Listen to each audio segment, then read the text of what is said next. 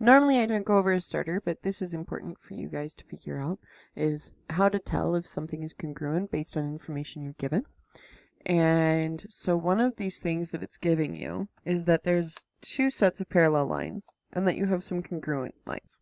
So first let's go over the symbols for congruent. So a symbol for congruent lines is when they mark the line with the same little dash. So for example, these two right here, or even these two right here. See how those other two have two dashes instead of one? So some given information is that we know that FA is congruent to RT. All right, we know that because their lines are written as congruent.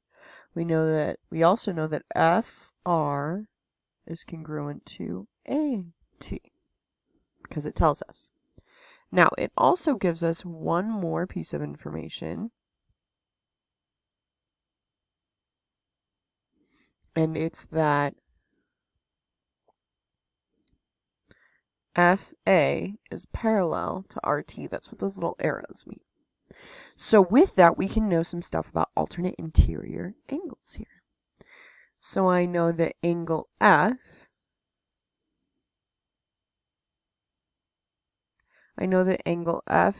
FAR is congruent to ART.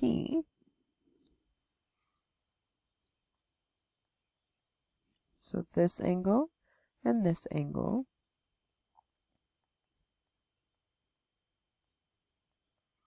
And that's because they are alternate interior angles. Okay? So I know that those two angles are congruent. I can also do the same thing with the other angles. So I can say that angle RAT is congruent to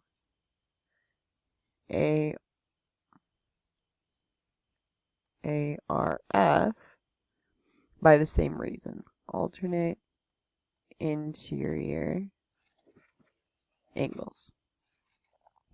Okay, so now all we have left to prove, and then we also know that AR is congruent to itself. It seems redundant, I know, but we've proved all three sides are congruent. Now we've proved 2 out of the 3 angles are congruent. Now we just have F and T.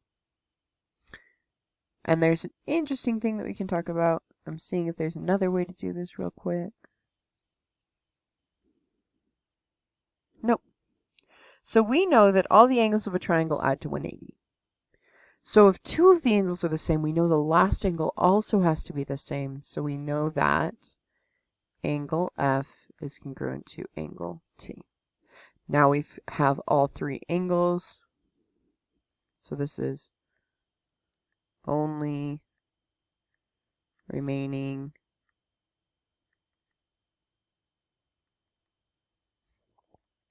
angles of triangle.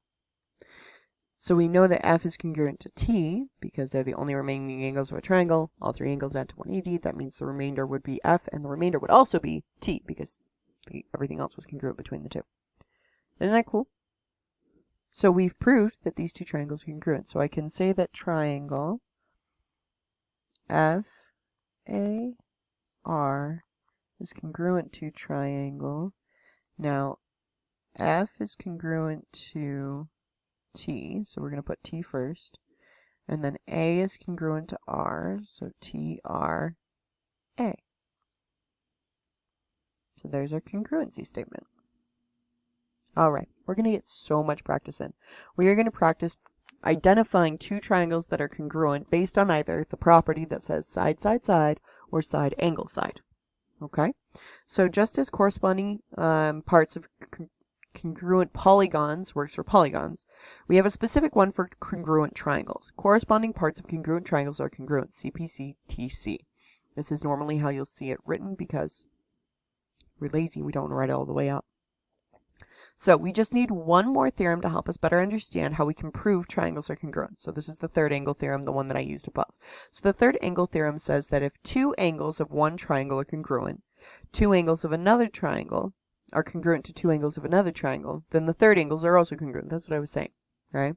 So if A and D are congruent, and B and E are 90 degrees, and all three angles add up to 180, see how all three angles of both triangles add up to 180, then we can find that remaining angle, because we know that A is congruent to D, we know E is congruent to B.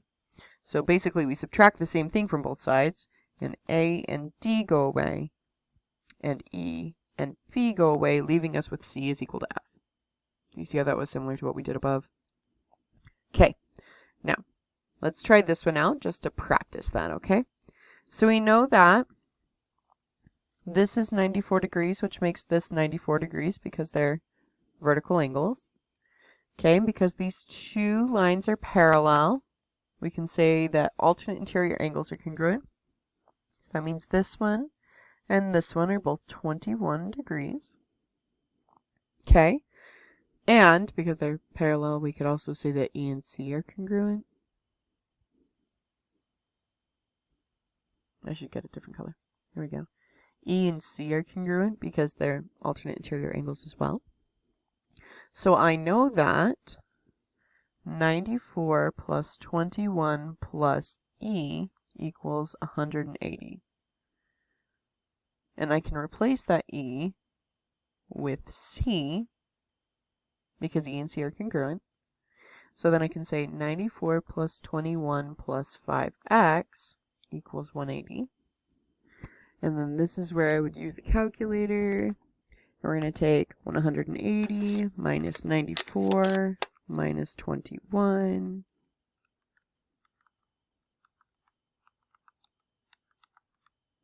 And I get 5x equals 65 because we subtracted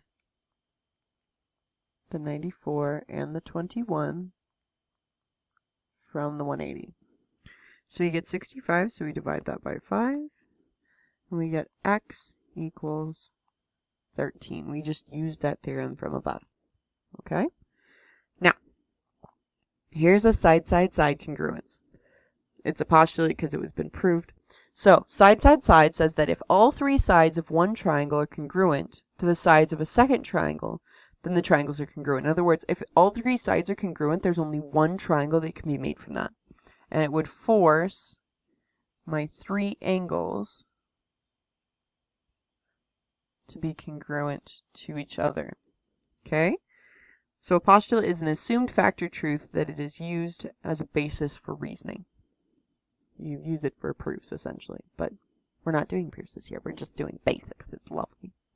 Then side angle side says that if you have two sides and one angle in between them, see how the angle's sandwiched by the two sides, congruent, then you can say the triangles themselves, like all three angles and all three sides, are also congruent. So if you have two sides and a single angle in between them, it forces the triangle to be a specific size. Okay? So for each of the following, we're going to use what we know to determine if a set of triangles are congruent or not. Please include the congruency statement, that means like this triangle is congruent to this triangle, and the reason at the end.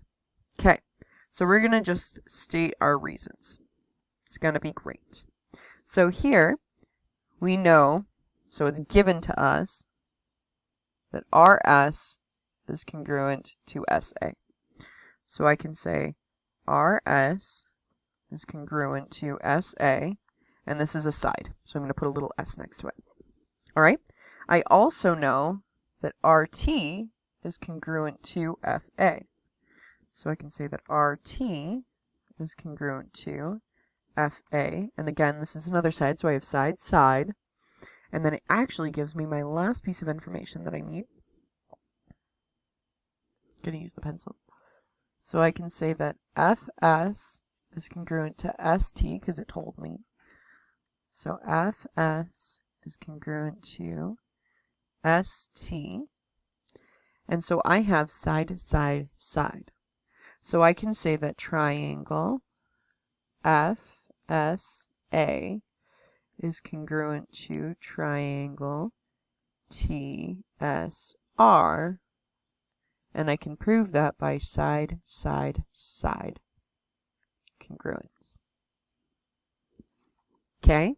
And I wrote this the specific way because F and T are congruent to each other. I can also say that S and S, because their vertical angles, are congruent to each other. And then my last one is A and R are congruent to each other by the same reason. Okay? It also has parallels, so we could have proved that angles were congruent. Okay, let's go ahead and practice this again. So we're going to list all the given information, and then we're going to derive whatever we can. Okay? So I can say that AL is congruent to AU, and that's a side. And I know that because they're marked as congruent. I can also say that LG is congruent to UG, and that's also a side. And that's given to me, it's marked. Okay, my last one is derived, because it doesn't straight out tell me this. I can say that AG is congruent to AG, or in other words, it's congruent to itself. This is by the reflexive property. It's a reflex. Reflexive. It's a reflex that you congruent to yourself with, that you are you. Does that make sense? That's the reflexive property. Okay, so then that is also a side. So we have side, side, side. So now I can say that triangle ALG is congruent to triangle AUG by side, side, side congruence.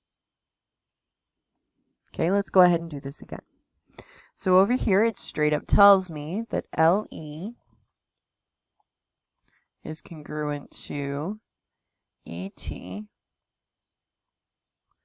And I also know that angle, and then I have to give 3 letters for this one because there's 2 angle E's. So I'm going to do IEL is congruent to angle IET, because they're marked as congruent. So this is a side angle. So all we need now is the other side and the other side of the angle. So we have this angle and this angle. We have this side is congruent to this side. So the last side we need is this one.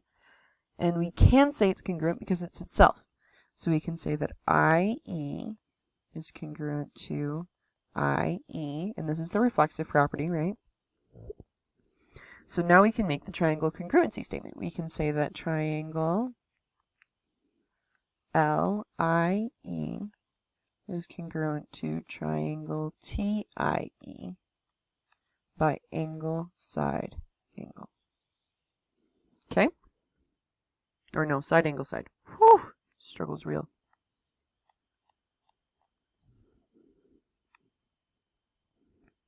All right. I now want you guys to go ahead and give these 2 a try, and these 2, and we'll come back together at this, and it's going to be a little bit different than what we've been doing. All right?